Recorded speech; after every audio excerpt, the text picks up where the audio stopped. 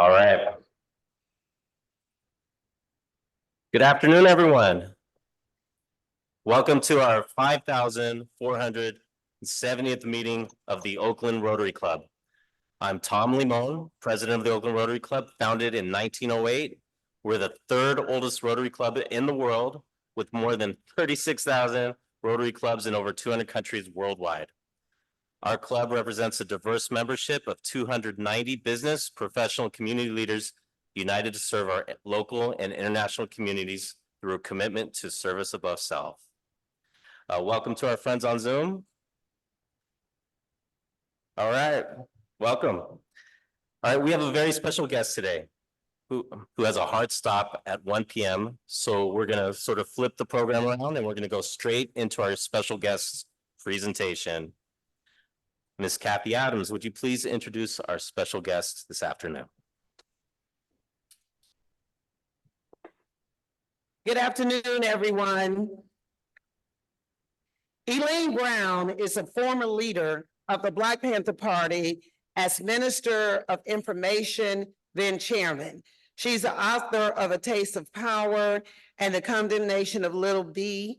A Taste of Power, her autobiography, is scheduled for a film production with Alicia Keys, slated to play Elaine, and was recently published and an audiobook by Audible, published in the UK, and as executive director of the Michael Lewis Legal Defense Committee, supporting the legal appeal of Lewis, Little B, who was arrested in 1997 in Atlanta, Georgia, at the age of 13 for a murder he did not commit, was convicted and sentenced as an adult to life in prison. Elaine sustained this campaign for his freedom for over 27 years.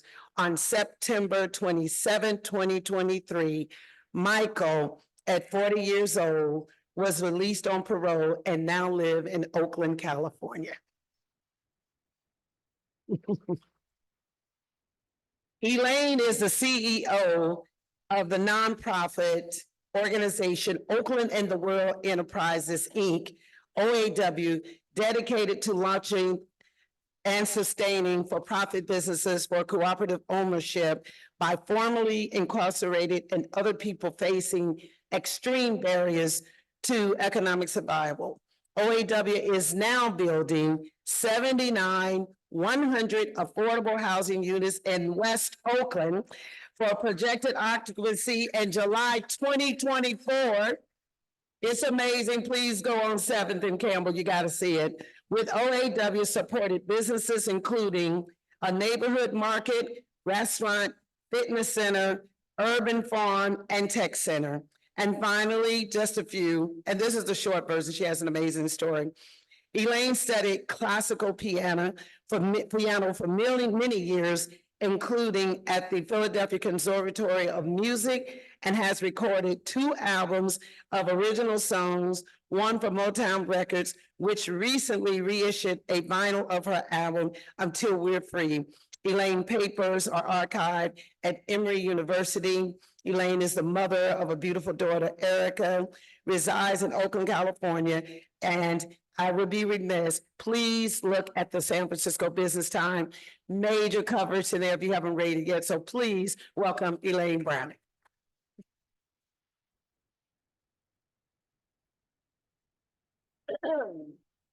Thank you, Kathy, and thank you, Tom, and thank you, Rotary Club, for inviting me to come and speak. I'm going to try to be somewhat brief because I'm not sure where we want to go with this. Otherwise, I could do 2 hours straight. One of the things I want to bring to everyone's attention here is that, we want to take a look at the conditions that Black people in America live under today. And the reason I say this is because, for example, the HUD report that came out in December of 2023 showed that while Black people are 13% of the United States population, we are 37% of the homeless and 50% of the homeless with children. There are higher percentages than that here in Alameda County, and even higher here in Oakland in terms of percentages of Blacks who are homeless. We have highest cancer death rates, from cervical cancer of women to prostate cancer for men. We have highest maternal and infant mortality rates. We have the lowest educational attainment levels. We have the highest incarceration rates. So one of the things that we could say is, why is this? Something wrong with black people? Now, I know a lot of people think there is something wrong with black people. And a lot of people think there's some kind of inherent inferiority, which we could go into, but I'm not going to do that today. Although I always like to refer back to Thomas Jefferson's Notes on the State of Virginia, in which he stated, the only book he ever wrote, that he doesn't know why, but he advances it that the black is inferior to the white in the endowments of both mind and body. Now, people do think that. People ask the question, well, you know, why is it that there's so much crime in the black community? And that's one of the things that we've been talking about lately in Oakland. As a matter of fact, some of these former defunded police people are suddenly calling for police drones in the sky, actually buying them, employing killer robots, police robots, and more street cameras. But there's no increase in police walking the beats. And then there's Operation Ceasefire, which we could talk about, which is so ridiculous and horrible, I can't even speak about it right now. It'd take too much time. So we have a question in Oakland right now talking about crime in the street. And that seems to be the biggest conversation going on in Oakland right now. And we all know that somewhere in our mind, when we think of crime, we think of young black men. You know, there was a wonderful book by a woman named Catherine Russell called The Color of Crime in America. And so we have to look at the incarceration rate to understand the disparity between the rate of incarceration and the number of black people in America. But in any case, what we have not done here or anywhere else, because we refuse to deal with it, and that is discovered or discussed the nexus between crime and poverty. I ask people all the time, why do you think there's no crime in Montclair? And they're like, well, Montclair people must be better. You know, they're nicer and better, and they're more moral or something like this. So the high crime areas are poor areas. It's where poor people live. So we're not making the connection between these two facts. And that's what Oakland and the world is trying to do, and what we are doing is trying to create a model for how can we address the question of poverty, crime, and recidivism. That was the original goal of Oakland and the world when I started this organization at the behest of Keith Carson, Supervisor Keith Carson, who asked me how could we reduce recidivism. Well, obviously, you coming out of California State Prison with $200 in your pocket, and you have no job, and you're not going to be able to get one because you're being barred from employment because of your former incarceration, obviously, you don't have any money. You might start to resort to desperate means to get money. And there's somehow we don't get that. We actually don't get it, and we don't want to get it because we don't want to fix poverty. That means that might mean a redistribution of wealth or something horrible like that. You know, yesterday I looked at this piece of the questioning of the various media, social media chiefs, you know, Zuckerberg and these guys that were being pounded by the United States congressional hearing or something. And there was a guy out of Arkansas who actually asked the TikTok chairman, are you a member of the Chinese Communist Party? And I go, oh my God, it's Joe McCarthy. It's like back, and nobody who seemed to be bothered by it. And we're back to thinking like that, aren't we? So anything that we talk about redistribution of wealth, there must be some kind of communist conspiracy.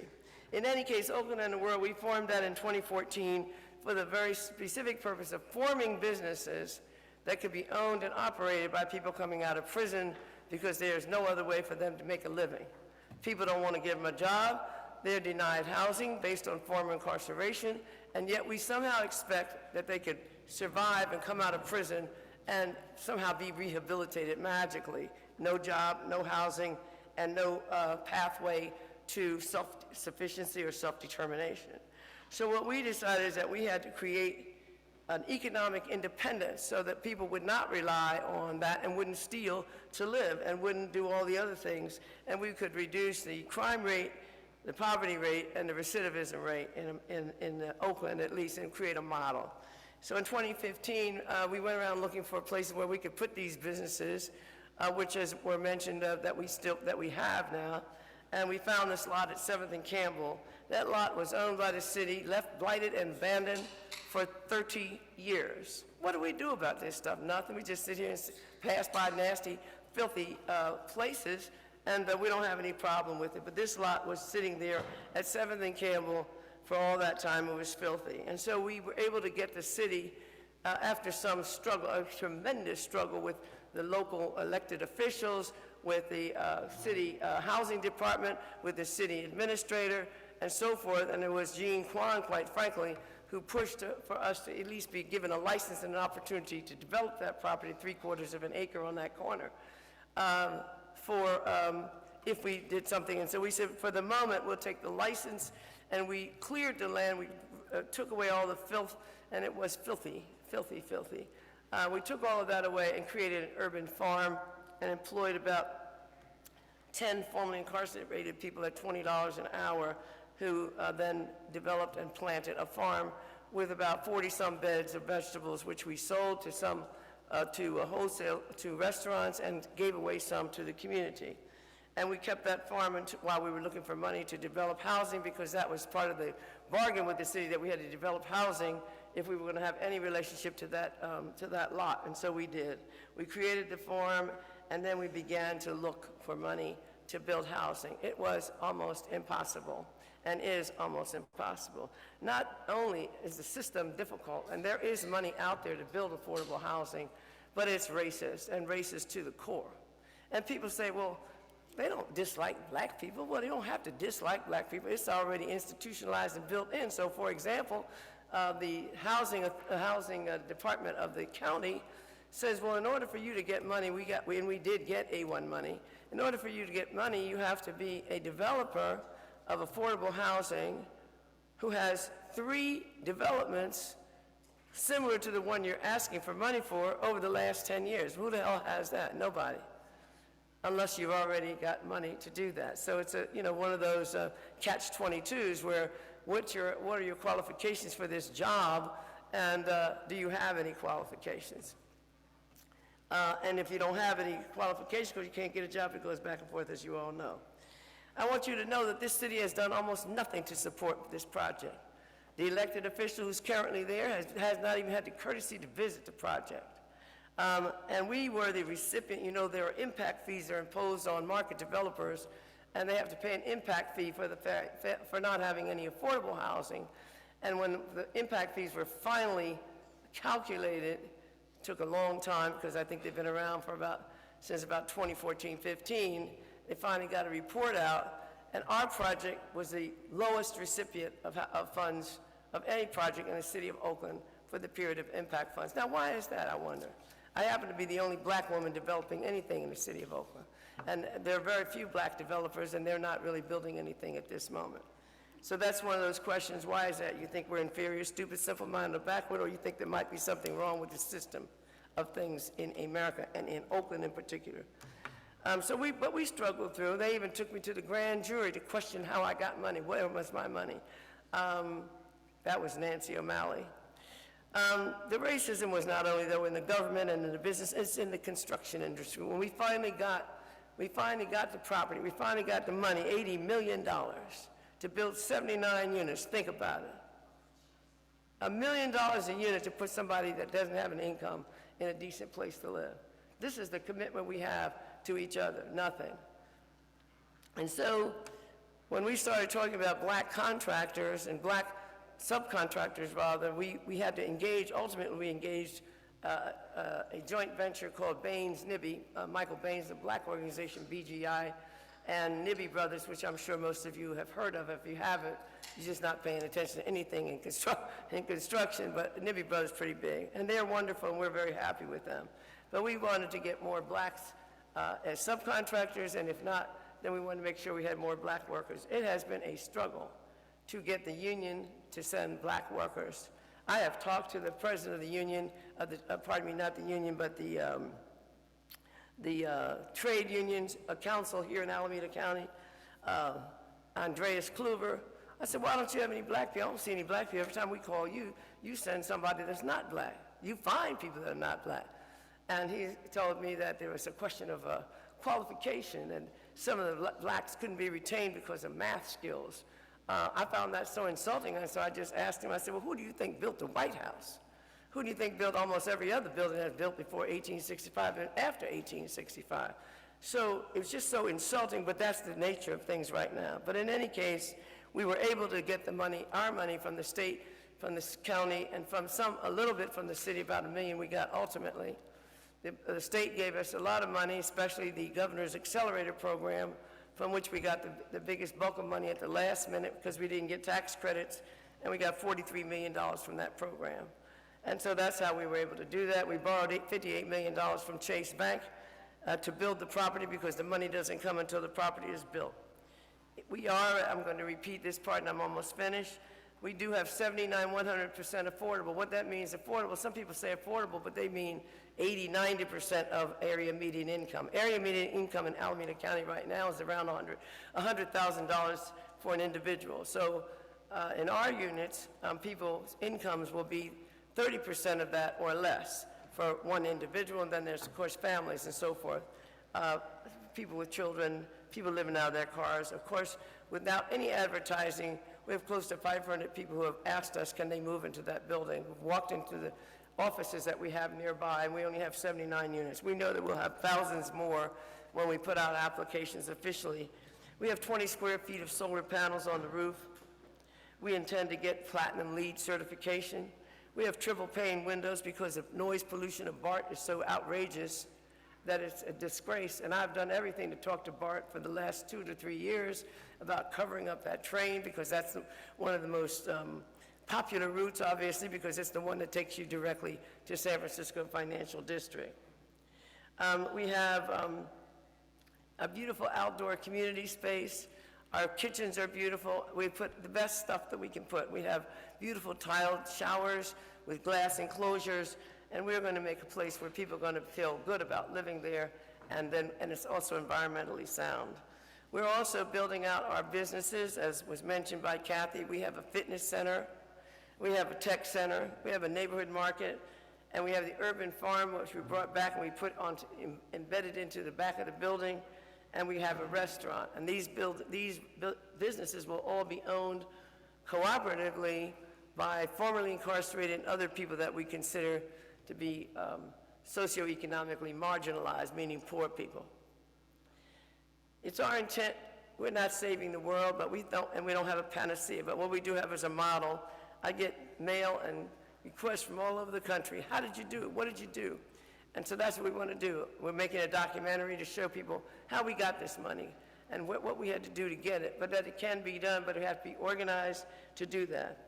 So that ultimately we will create some models for the community here and elsewhere throughout the United States, and where we can create what we say pockets of power for people who are powerless right now.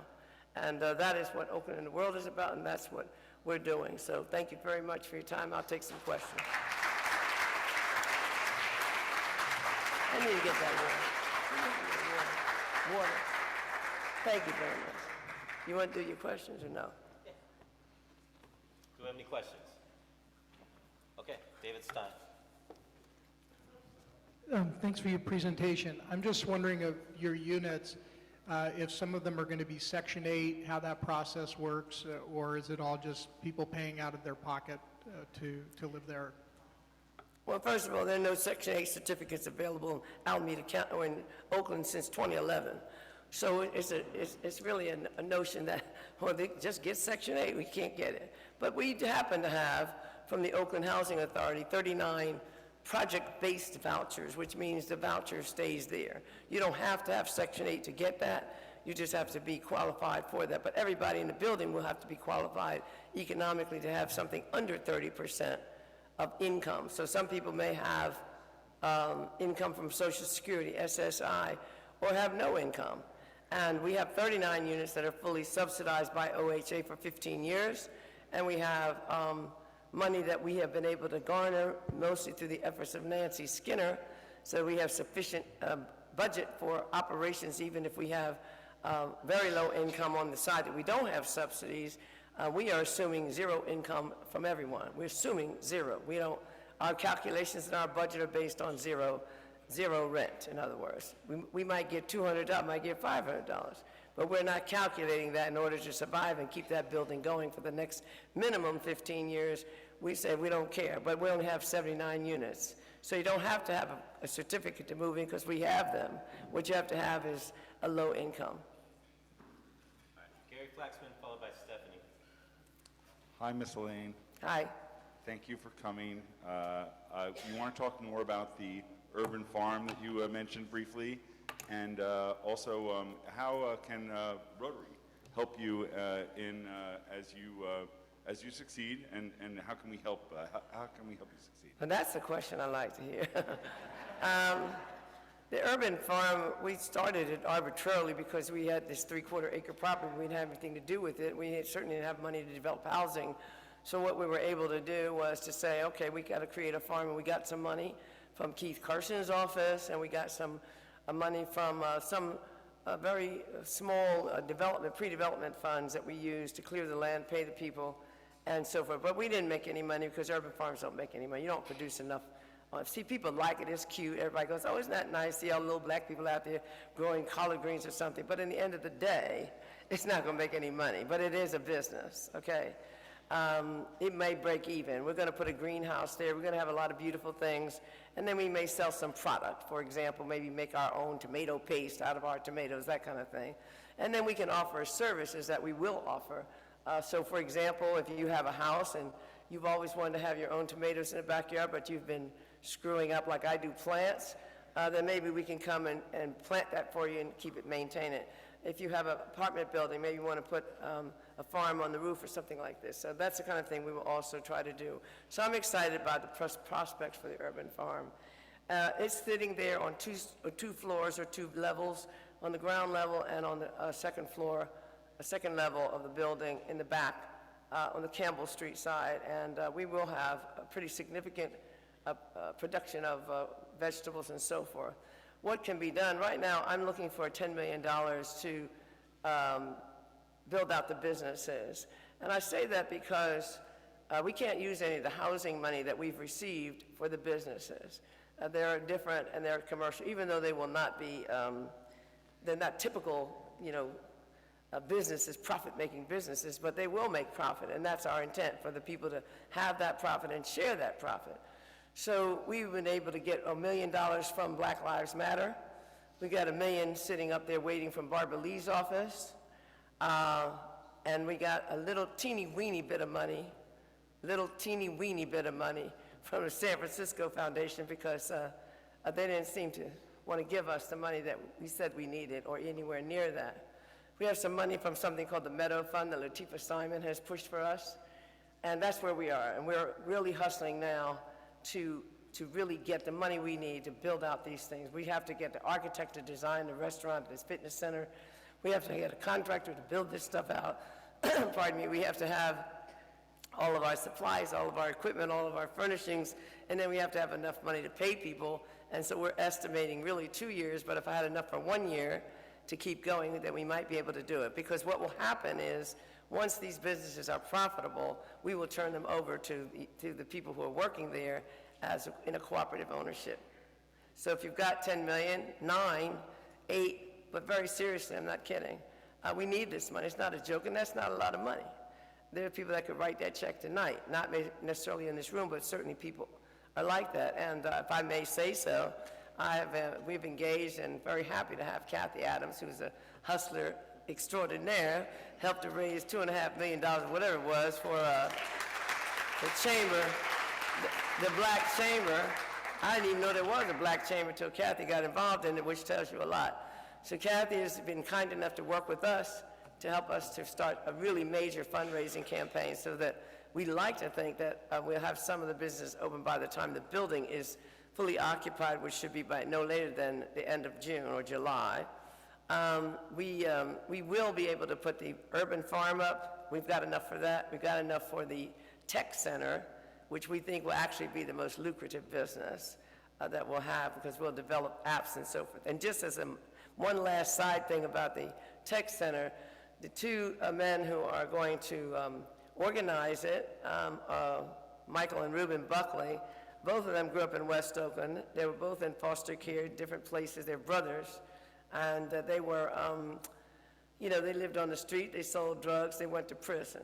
But they somehow got coding qualifications in this program or that. And they've been teaching juveniles in the juvenile hall some coding. And so what we'll do is develop apps and so forth, but we'll bring in some of these young people from the juvenile hall and give them employment through an internship program, and that's going to be a fabulous program. We expect to create some very fabulous apps because coming from the hood, one of the things you know is how to be creative. When you have nothing, then you got to get creative. I had a woman came up to me in the beginning who came up to me and said, she said, you know, Ms. Brown, I can make a purse out of bottle caps. I said, what? You can make a purse out of, anybody can make a purse out of bottle caps, somebody I need to know. And that's what we're going to make, a purse out of bottle caps, because that's all we got. So I need the money to get these businesses started. You want to see these people come out of poverty and get these people to stop bipping your cars and crying and carrying on how you can't walk the streets of Oakland, all that other stuff that people whine about these days, then you got to put some effort into it. And those that have will have to help us. But I'm going to get the money because I got $80 million, I'm going to get 10 more.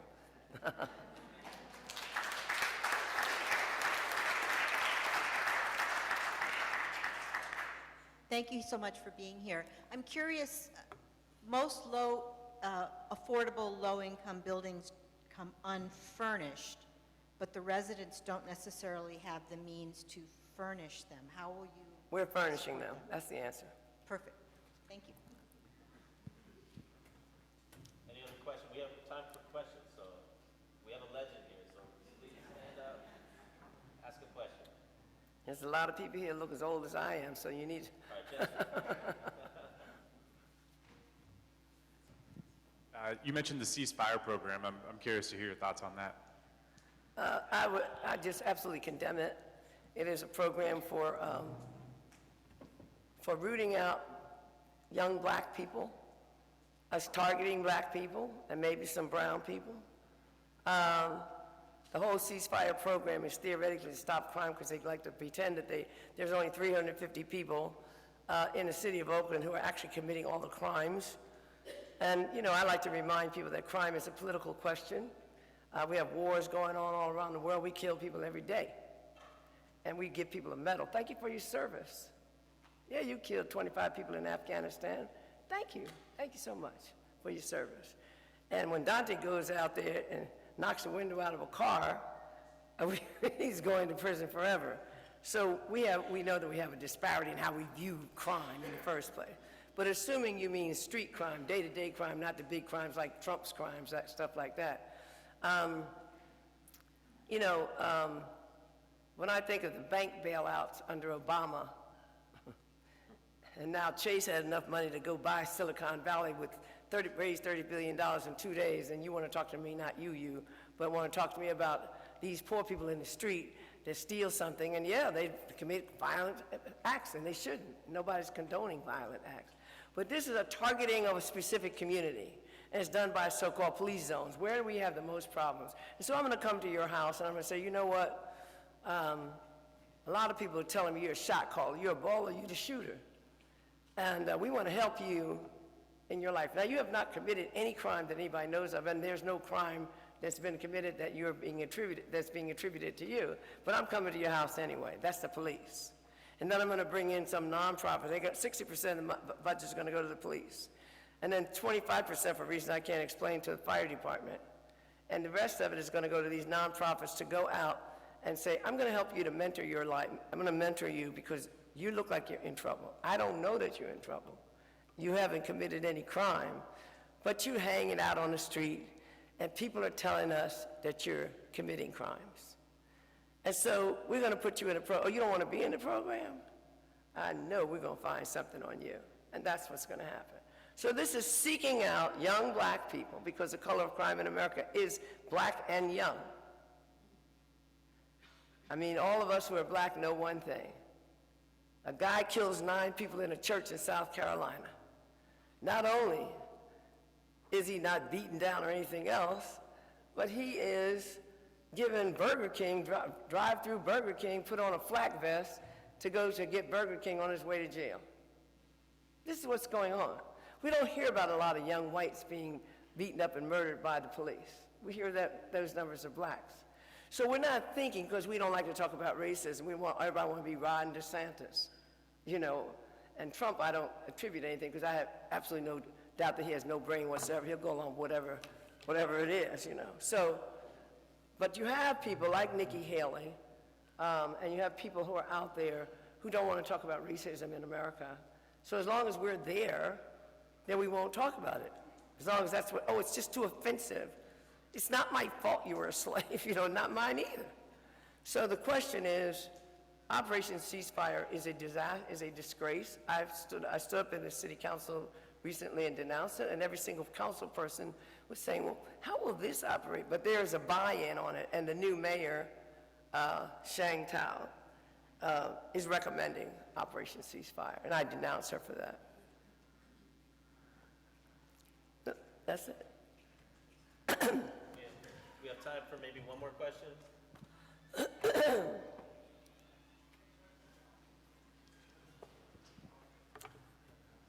So thank you so much for speaking, and I believe we do live in the long shadow of systemic racism that's been here for the last 300 years plus.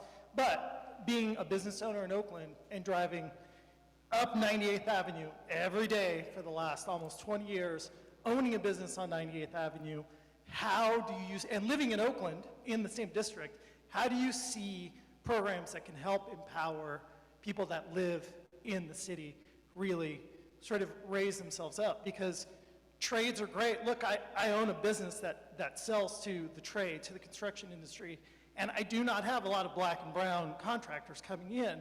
But I don't also understand why aren't there more programs to help bring in more people of color into that industry?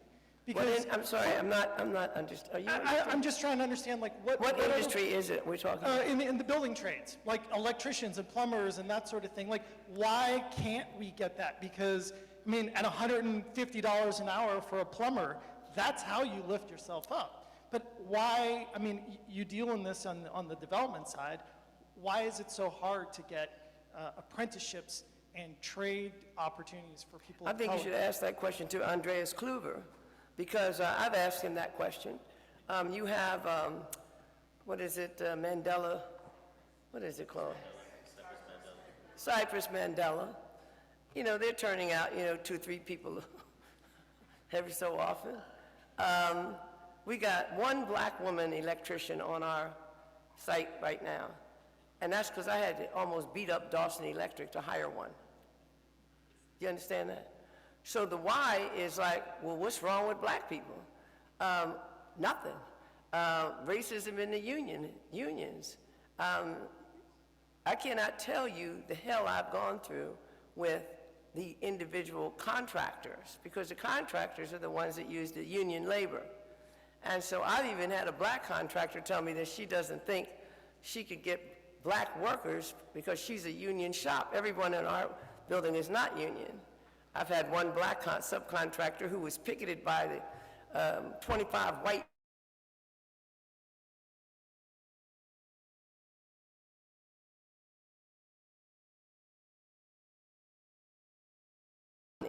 given, lending practices and all the other things that are, so the system is so intricate, it's so institutionalized that you can't find a why. It's just there. But I have been able to get more blacks on the job because I have had to have Nibby Brothers call every last subcontractor and say, if I don't see some more black people out here, we got a problem. And because I'm so hard,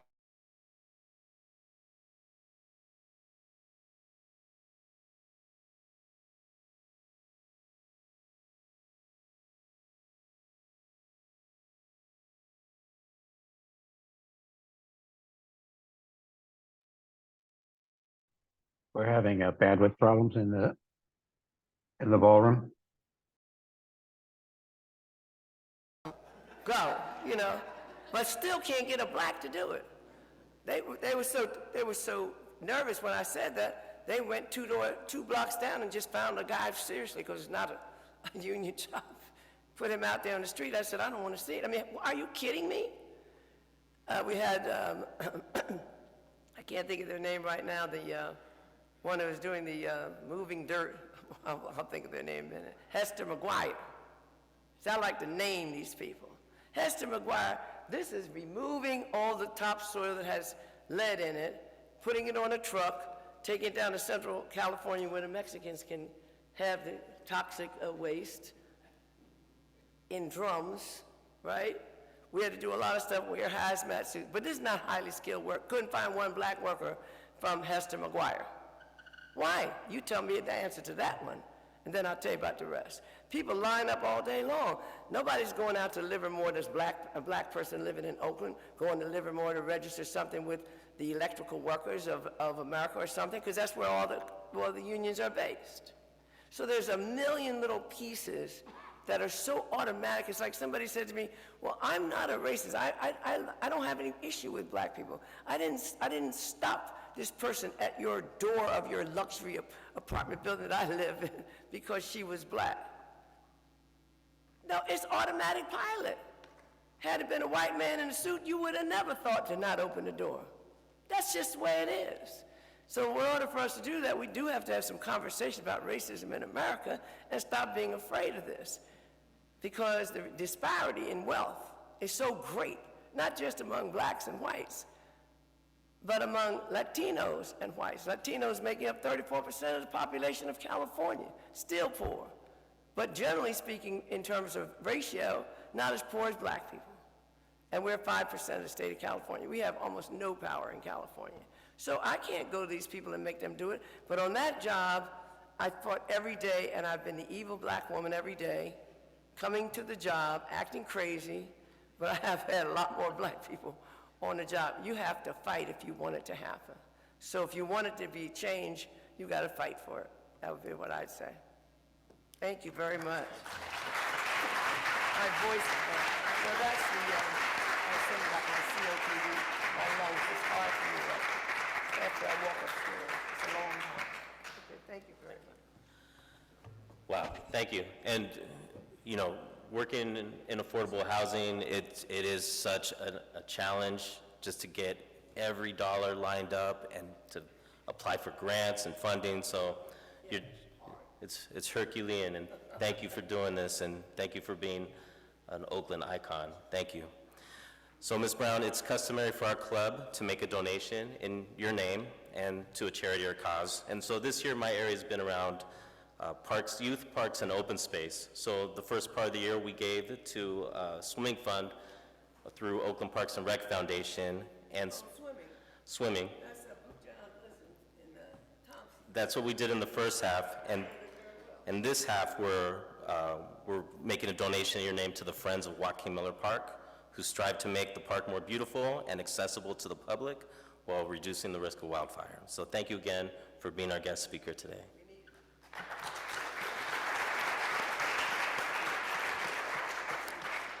Okay, so we flipped the script on the program today. So if everyone, if you can pull out your phone and just check in, that's going to help us on our social media and also make our club more prominent. So please do that. If you could take out your phone and do that for a second. Pastor Sir Governor Ed Jelen is online, but do we have any visiting Rotarians? Hi, President Tom. I am online here, and I don't think this qualifies as a visiting Rotarian, but Allison Bliss's artificial intelligence assistant has joined us online. So if that counts as a visiting Rotarian, then yes, at least we've got one. All right. Thank you, Ed Jelen. Okay, if we have any guests visiting today, we'd like to recognize you. So if you have a guest to introduce, please stand up. Okay, let's. Well, President Tom, I do have one, Chris Moore, who's running for supervisor. All right, welcome, Chris. Okay, David Stein. David Stein with Donahue Fitzgerald. It's my pleasure today to introduce Casey Farmer. Casey is a government consultant, and she's also a candidate for the East Bay Regional Park District on your November ballot. So, and more importantly than Casey, not to take away from her, but her mother was a speaker here. Her mother, Michelle Himmelberg, if you may recall, was one of the first women sports reporters in the United States. Fabulous woman, spoke to us about a year ago. So she comes from good stock. So please welcome Casey Farmer. All right, welcome, Casey. Linda. Linda Bosnecker, nonprofit executive, retired. I'm very pleased to introduce my very good friend, Pat Boulinet, who is an HR consultant who is semi-retired And more importantly, I knew her when she was the board president of Girl Scouts of the Bay Area, now Girl Scouts of Northern California when I was employed there, and she's checking out Rotary. All right, welcome. Okay, the lovely lady, right, I can't remember your name, but. Hello, President Limon. Christy Johnston Limon, Economic and Workforce Development with the City of Oakland, and I am pleased to introduce my guest, Yvette Holtz, who is the founder of BAOBA, the Bay Area Organization for Black-Owned Businesses. I know it. All right, well. And she's also the new cultural strategist for the Economic and Workforce Development Department. So welcome to Rotary. Welcome, welcome. President Tom, Keith Riarty, mostly retired. My guest today is Joseph Tanos, who is the Construction Inspector Manager for the City of Oakland. Please welcome Joseph. All right, welcome. Welcome. Hi, I'm Bonnie Prestridge. I'm a new member of the club. I'm your resident life coach for teens and young adults. My guest over here is Felicia Mello, who is on the job. She is a journalist for Cal Matters who writes on inequality. Welcome, welcome.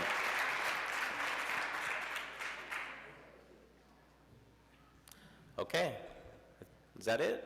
All right, welcome. So Jesse Schmidt, would you kindly share with us your thought for the day? And also share about an upcoming event. Thank you, President Tom. My thought for the day today is a memory that many of us share, so here it is. On May 1st, 1991, playing in Oakland against the New York Yankees in front of a crowd of 36,000 fans, Rickey Henderson stole third base. The crowd erupted. As he rose to his feet, he lifted third base over his head. The stolen base brought his career total to 939, making him the all-time career leader in stolen bases in Major League history. He went on to accumulate a total of 1,406 stolen bases, which is 468 more than any other player in Major League Baseball history. Yeah. On that day, Rickey said this: Lou Brock was a great base stealer, but today, I am the greatest. So I brought up that memory because I was lucky enough, and I feel very grateful to have grown up in the East Bay and been able to see Rickey play many times, and I treasure those memories with my family at the Oakland Coliseum. So thank you for sharing that memory with me. And then I also want to talk with you about an event that we have coming up next Thursday, which we potentially have a slide for. There it is. So our it's a little blurry there. Maybe it'll come into focus.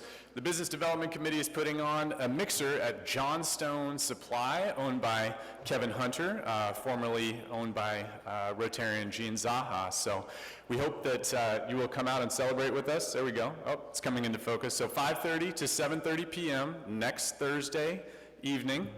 There is protected parking. It's just a couple blocks away from here. So hope to see you all come out. And thank you very much.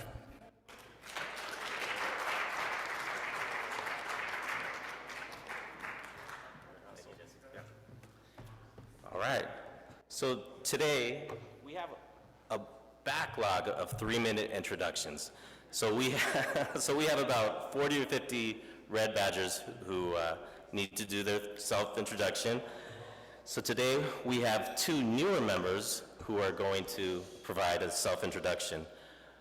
Eric Harris, who I've known since I was a little boy, is ready to give his today. Let's give him a round of applause.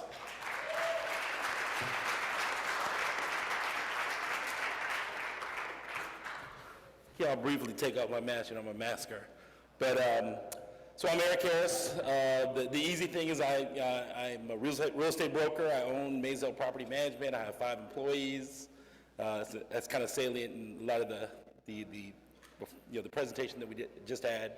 So that's about my business. But I'm going to talk more about my background in 3 minutes. So my maternal grandmother she taught at the California School for the Blind in Berkeley, which is now CKC campus. My paternal grandfather was the first black chemistry teacher in Oakland at McClymonds, and the tennis courts are named for him. My paternal grandfather was a Pullman porter, and I wore his boots in junior high to school at King Estates, so I loved him so much. You can imagine what that was like. And my paternal grandmother was a business owner. She had a cafe in front of her house. She was very industrious. I think I got that gene directly from her. Yeah, I'm from a family of 5 boys. Most of them are UC grads, UCLA, mostly Berkeley. My dad's a Berkeley grad, mom, San Francisco State. I was an officer in the military, as you know. My father was a retired lieutenant colonel in the military. Both my parents were teachers, both retired teachers as well, so education is important. So that's a little bit about kind of who I am and what makes me up, how I'm comprised. But I also want to mention briefly, I thought the presentation was very outstanding by Elaine Brown. I'm also the president of the Oakland Black Realtors Association. She was actually our speaker at our state conference.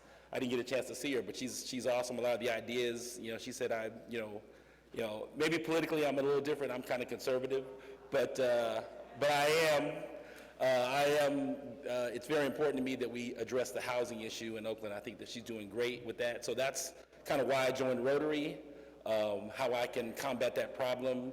And, I'm a Raider fan, but if I lived in Washington, D.C., I'd be a Redskin. Well, not a Redskin fan, but a Commander fan.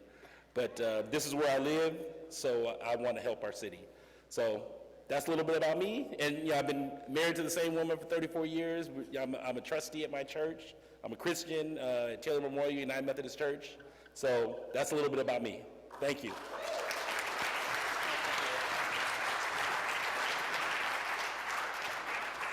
Okay, and next is one of our newest members, Kathleen Uribe.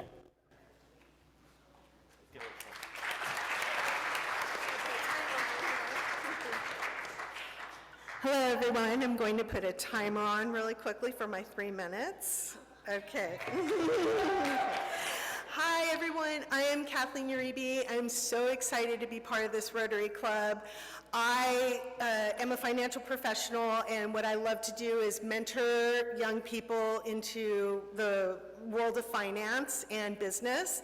And I want to tell you how I came to the Rotary Club. I'm part of a women's group, and I was telling her my vision of giving my clothes that I no longer wear and use to young, aspiring financial women in the finance, and she said, I'm a part of the Rotary Club, you ought to check it out. So here I am. I came into these rooms, and I love the enthusiasm, the excitement, the heart, the love, and I just also love the diversity and the whole spectrum of age here, and I knew this was my group of people because I feel aligned with this group because I want to be part of, I love being part of giving service as well as doing fulfilling activities like biking, planting trees, hiking. I love full moon hikes. I love going to museums, and this is how I want to spend my time outside of being a financial advisor. I want to be part of a group of people who are excited about life,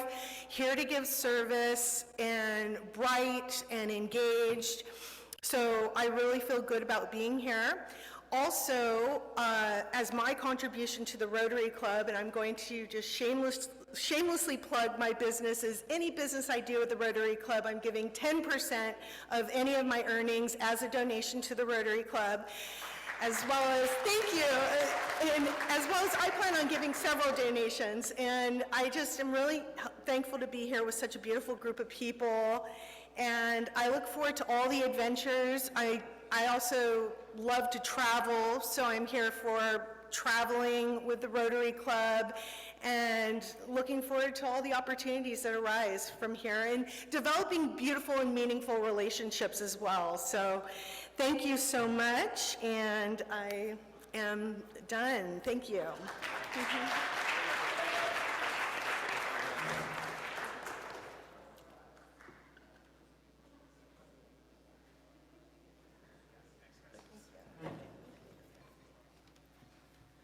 No, we love the enthusiasm, Kathleen and Eric, and so, if there's a committee that you want to join, we'd love to have you engage more and participate and really get to know people better that way, and also, feel connected and make a difference. So thank you.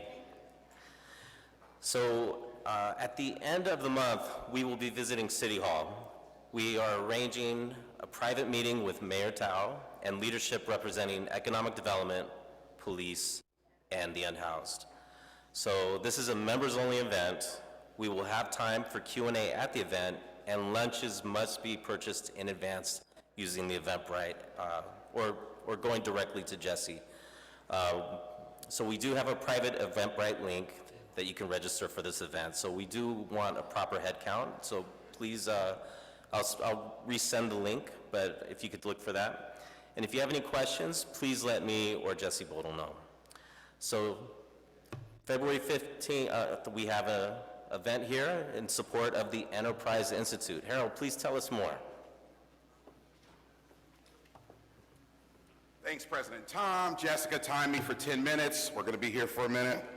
I got fired up listening to Elaine Brown, but I always do, especially when I was on the campaign trail. So in honor of Black History Month, because it is today, I guess to honor Uncle Tim Scott, our senator, the opposite of woke is asleep. So chew on that one. Aside from that, so what has turned 40 and still stands the test of time? Some things don't look well. Cabbage Patch craze, the Where's the Beef slogan. I mean, most of you don't even know who came up with that.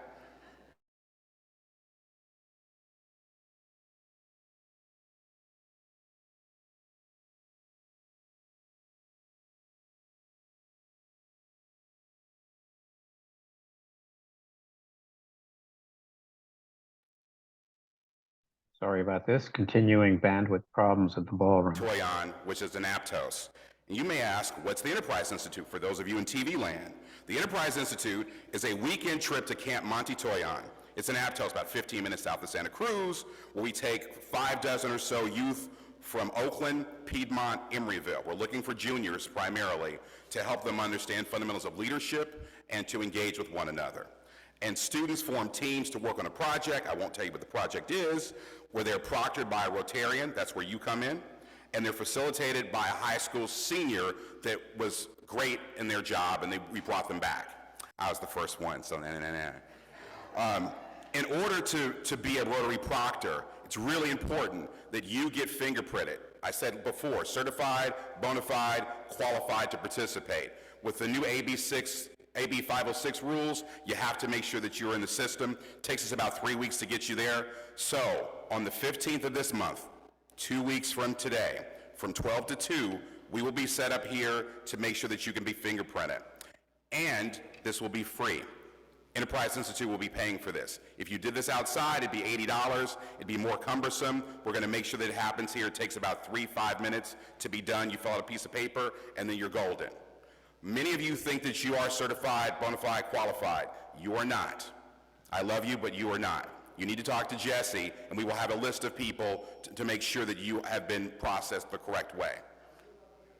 I'm sorry, what about me? Oh, I'm completely unqualified, if that's what you mean.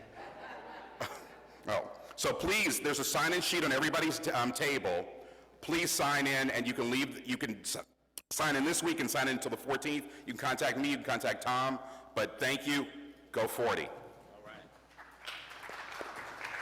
Thank you, Harold. Thank you, Harold. So Harold was a baby when he went to Enterprise, right? Oh. All right, Mary John, welcome back. Please share a little bit about the upcoming Lunar New Year dinner.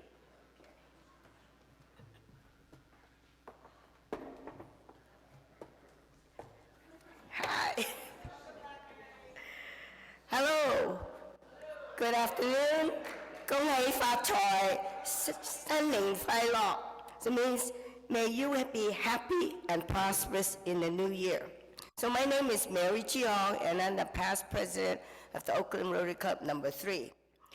Did you know that Lunar New Year is the longest and most important celebration in Asia, celebrated by 1.5 billion people in China, Vietnam, Korea, Singapore for 2 weeks, just like we do with Christmas.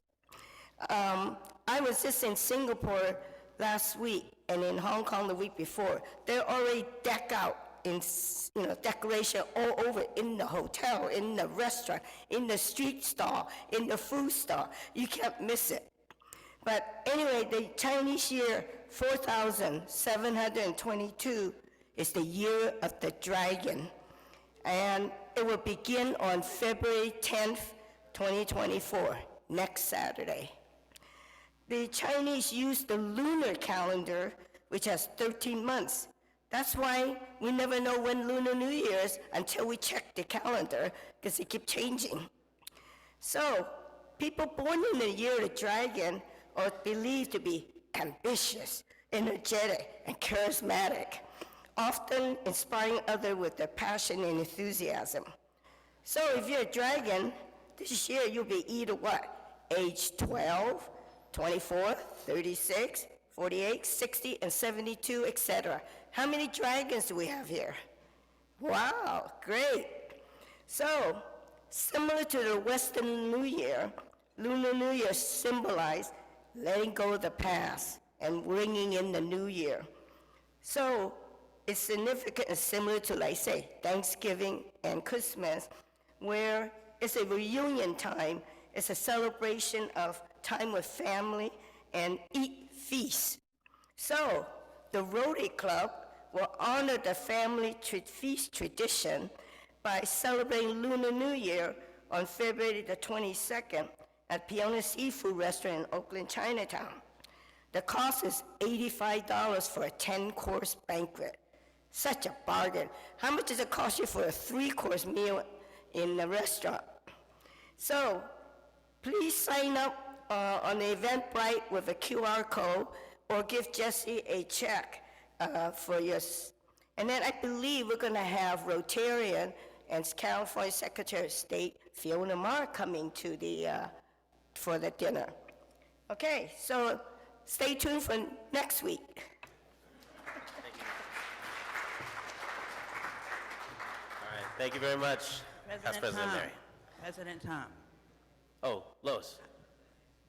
I just wanted to give a shout out to Isaac and the Red Badge Party that we had. And for Oh, the we're new- getting to that. No, We're getting- wait, let me make my little comment, if you don't mind, sorry. For the new members, I just want you to know that within this club, the intimacy that we share is just amazing. There's so much love, so much sharing, and so for those who are thinking about it, this is the reason to join. Kind you. All right. Thank you, Lois. So, Lois, you kind of stole my thunder. So, literally. In December, we had an incredible holiday party. Thank you, Fred Morris and Ruth. I never gave you a proper acknowledgement at this lectern, but thank you so much for hosting and providing all that incredible food and wine. It was an amazing event. Who was all there? Just show of hands. Yeah, we had a great turnout, so thank you for doing that. And someone else just opened up their home to us this past weekend. It was Isaac Koss-Reed. So thank you, Isaac, and your family. And we had an incredible newer member event. And so we invited, since the pandemic, we've been living in that for a few years, we invited Red Badgers going back 3-4 years. So we had a newer member event. We also had several committee chairs and board members who were able to share what they're working on and get to know our newer members better. And so we're going to be doing this more often. We're going to be doing it quarterly. And so we could do it at a restaurant or we can do it at someone's home, but it's really a special event. So thank you, Anna Marie and Isa, for also helping with that. Thank you.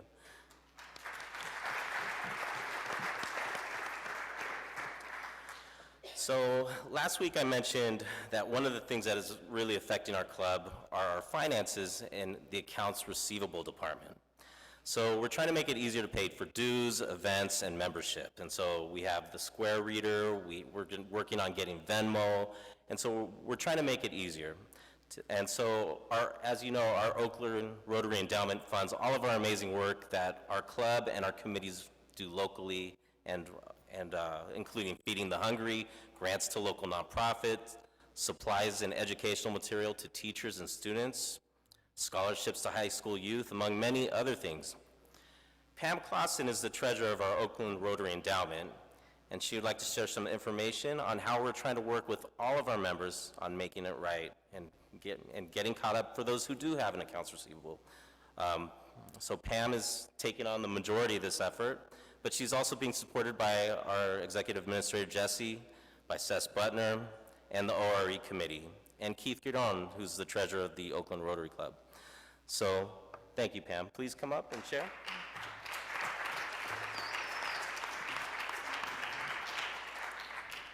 Thank you, President Tom. Today is a trifecta. Jesse and I have almost finished stuffing envelopes with your tax contribution statements for ORE for calendar 23. And you have a bonus gift, statements for both ORE and ORC with balances outstanding, all three in one package. Fun fact, the total contribution statements being sent out for ORE for calendar 2023 are $316,261.90. This represents a total of bell ringers, ORE campaign pledgers, gala sponsors, and attendees and other donors. Thank you, Rotarians and supporters. Over the last several years, with the pandemic, changes in our financial systems, and turnover in our executive team, we have not been as diligent in following up on outstanding amounts. We are adding focus to collections as we begin the budget planning process for fiscal year 24-25. You may have already received a call in this regard. Please let us know if you have disagreements with the amounts shown as outstanding. Our intention is to send out statements quarterly going forward. We recognize that each of our members may have their own challenges. We value your membership and want to facilitate your ongoing involvement with our club. As you have heard at club meetings, we are encouraging members to enroll in monthly dues payments by credit card. We'd like to work with you on establishing this payment plan going forward, as well as setting a realistic expectation of your ability to bring past amounts current over time. Please reach out to either Jesse or me to assist in this process. This will allow us to get our receivables realistically stated in advance of having our financials reviewed or compiled by our outside auditors this spring. And my own thank you to all that are supporting this year's combined ORE and gala campaigns that are well underway.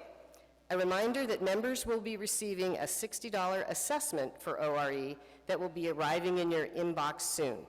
We've been working to bring email and preferred mail addresses up to date, but can always use your help. As we were stuffing envelopes, there was probably 30 that we knew had bad addresses, so we need your help. Jesse will be available in the back of the ballroom to hand out your envelope if he hasn't found you already, so you can stop by on the way out and we can save some postage. So thanks again for your patience in this process.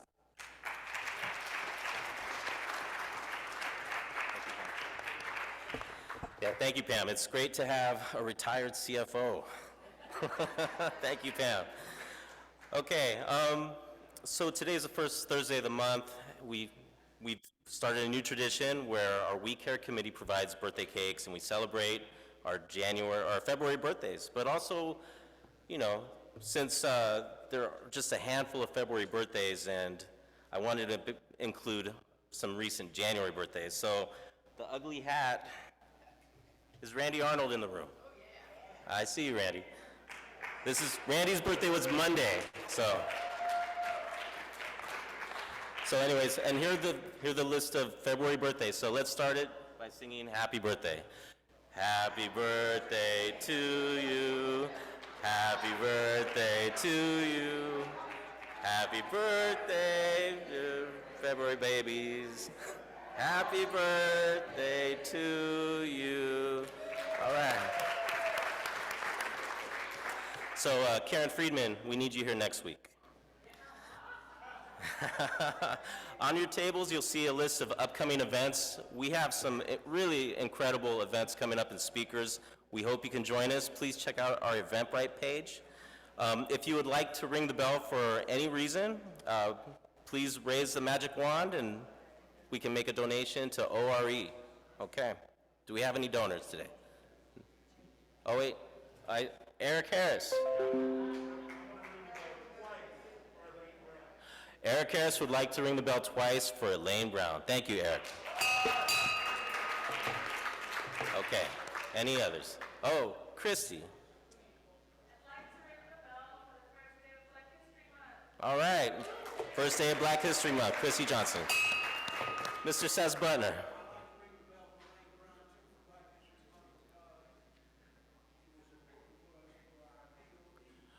Wait, hold on. Let's get you, you got something very important to say. Let's get you a mic, Seth.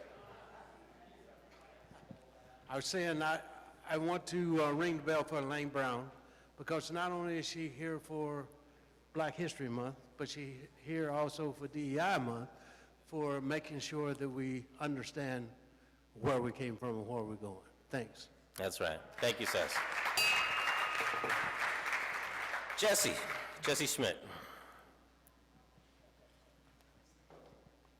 Thank you, President Tom. I'd like to ring the bell for Isaac Koss-Reed and say thank you for inviting us into your home this past weekend. Jesse Schmidt for Isaac Koss-Reed. Shannon Hackley. And I'd like to ring the bell for our two new 3-minute introduced fabulous new members. Thank you. All right, for our 3-minute introductions. Shannon Hackley. Isaac Koss-Reed. Fred's getting a workout. Well, I can't let this opportunity go by without ringing the bell once for Elaine Brown, kicking off Black History Month, and Jesse Schmidt for keeping me in shape so I can keep hosting events. All right. Isaac Koss-Reed. All right, well, thank you all. As you know, that's a generous $100 tax-deductible donation to our Oakland Rotary Endowment. Ruth Straub, is Ruth Straub still here? Oh, right there. Ruth, who's coming next week to the ballroom? Exciting guests are coming to the ballroom, and you should too. So next week, we're going to hear from Mark Olson. Many of you know Feather River Camp and have had your friends and family go there. This year, they're celebrating their 100th anniversary. So we're going to learn about a little Oakland history, Feather River Camp, and get to celebrate one of the great gems of Oakland. All right. Thank you, Ruth. So please, bless your own tables, and thank you to everyone who made this meeting possible today. Really appreciate everyone's support. So remember, Oakland Rotary is here for you. This meeting is adjourned. And if you rang the bell, you can slide your card with Jesse. So if you rang the bell, please slide your credit card with Jesse.